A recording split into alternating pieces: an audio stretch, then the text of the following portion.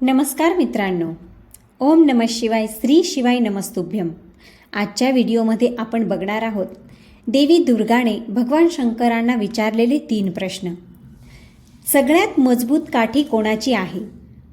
तसेच एक सज्जन व्यक्ती आणि जो देवांची भक्ती करतो, लोक त्यालाच का बोलतात आणि आपलेच आपल्याला दुःख का देतात?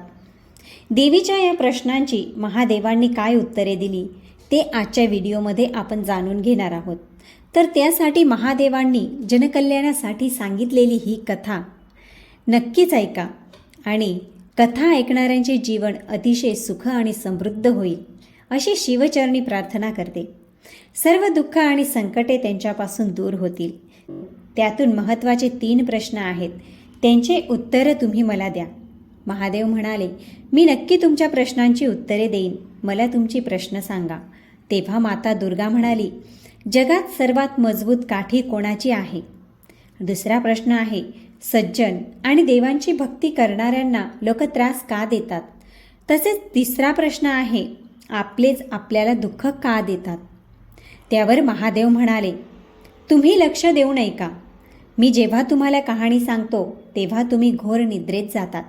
महादेव म्हणाले, मी तुम्हाला कथा सांगतो, त्या कथेतच तुमच्या 3ही प्रश्नांची उत्तरे तुम्हाला मिळतील. तर पहिली कथा ऐका. एक राजा अतिशय धर्मनिष्ठ, न्यायी आणि परमेश्वराला मानणारा होता. त्याने एक मंदिर बनवले आणि ठाकूरजीला तेथे पुजारी म्हणून नेमले. तो ब्राह्मण सदाचारी, धर्मात्मा आणि संतोषी होता. तो राजाला कधीच कोणती तक्रार करत नव्हता. राजासुद्धा त्याच्या स्वभावाने अतिशय प्रसन्न होता. त्याने त्या मंदिरात 20 वर्षापर्यंत पूजा आणि सेवा केली. राजाला कधीच कोणता प्रश्नही विचारला नाही किंवा तक्रार केली नाही. राजाचा एक मुलगा होता. राजाने त्याला चांगले शिक्षण दिले होते आणि विद्वान बनवले होते. एका सुंदर राजकन्येबरोबर त्याचा विवाह केला.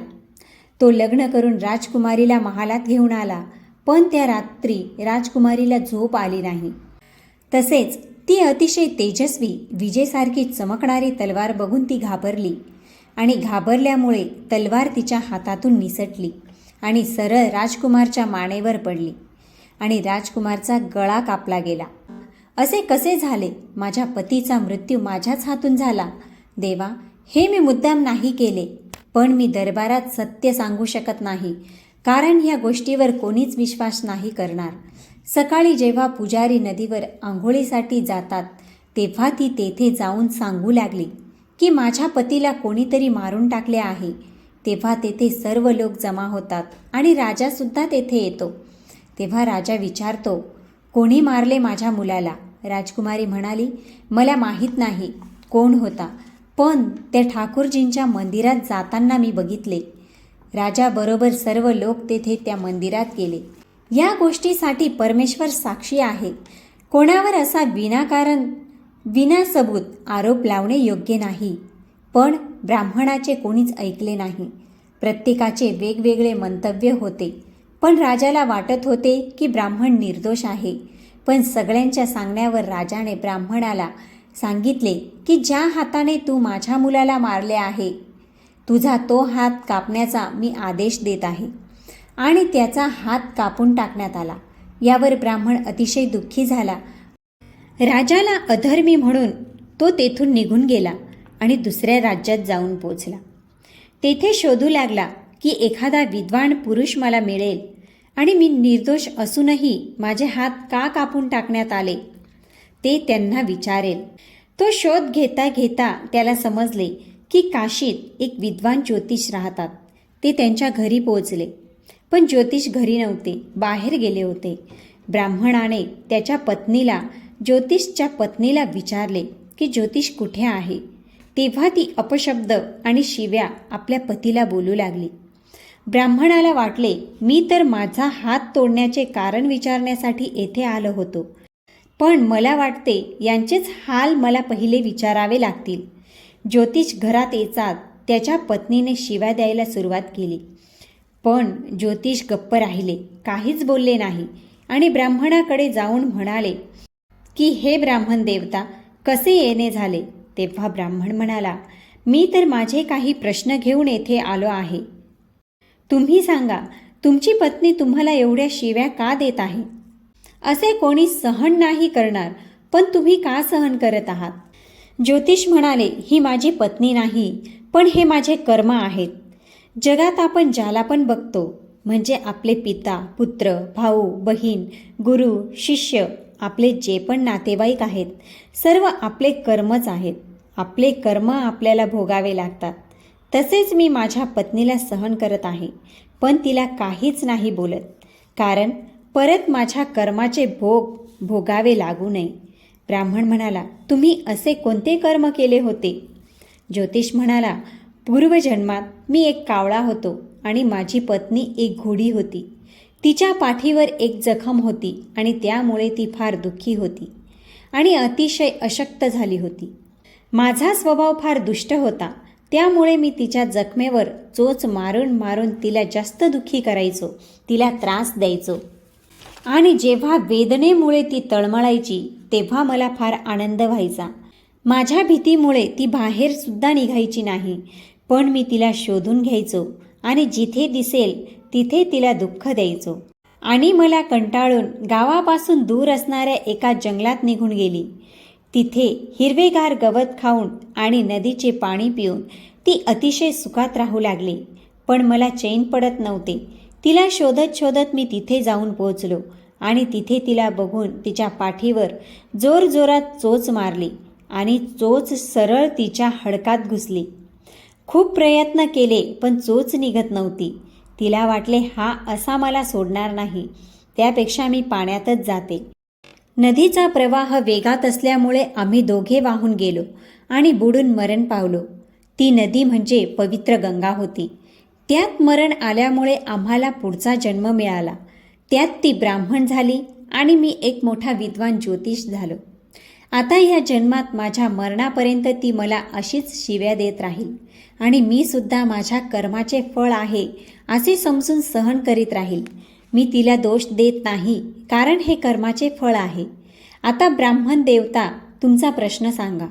तेव्हा ब्राह्मणाने सर्व घडलेली हकीकत सांगितली आणि विचारले की त्या पापी अधर्मी राजाने माझ्यासारख्या निर्दोषाचे हात का कापले? तेव्हा ज्योतिष म्हणाला, राजाने तुमचा हात नाही कापला, तर तुमच्या कर्माने तुमचा हात कापला आहे. तुम्ही मागच्या जन्मात एक तपस्वी होते आणि ती राजकुमारी जिच्या हातून राजकुमार मेला होता ती गाय होती आणि तो राजकुमार कसाई होता. जेव्हा कसाई गायीला मारायला लागला तेव्हा ती बिचारी तुमच्या समोर जंगलात पळून गेली. त्यामागे कसाई पण पळत आला आणि तुम्हाला विचारले की इकडे एखादी गाय गेली आहे का? तुम्ही वचन घेतले होते की कधीच खोटे बोलणार नाही आणि गायीकडे इशारा केला आणि कसाईने तिकडे जाऊन गायीला मारून टाकले आणि गंगा नदीच्या किनारी तिची चामडी काढली. तेवढ्यात तेथे वाघ आला आणि तो गाय आणि कसाई दोघांना खाऊन गेला आणि त्यांची हाडके गंगा नदीत वाहून दिली. नदीच्या प्रवाहाने कसाईला राजकुमार आणि गायीला राजकन्येचा जन्म मिळाला आणि कर्माने त्यांना एका रात्रीसाठी जवळ आणले. कारण कसाईने गायीला तलवारीने मारले होते, म्हणून राजकुमारीच्या हातून आपोआप तलवार पडली आणि राजकुमारचा गळा कापला गेला आणि तो मेला. तू गायीकडे आपल्या हाताने इशारा केला होता, म्हणून तुझा हात कापला गेला. यात दुसऱ्या कोणाचा नाही, मात्र तुझाच दोष आहे. महादेव म्हणाले, हे देवी दुर्गा, तुम्ही ऐकले का मी काय सांगितले? मनुष्य आपल्याकडूनच शिव्या खातो. आता तुमचा दुसरा प्रश्न आहे, जगातील सर्वात मजबूत काठी कोणाची? आता त्यासाठी ही कहाणी ऐका. एक साधू पावसाच्या पाण्यात चालत जात होता. तो आपल्या मस्तीत होता. त्याला एका हलवाईची दुकान दिसली.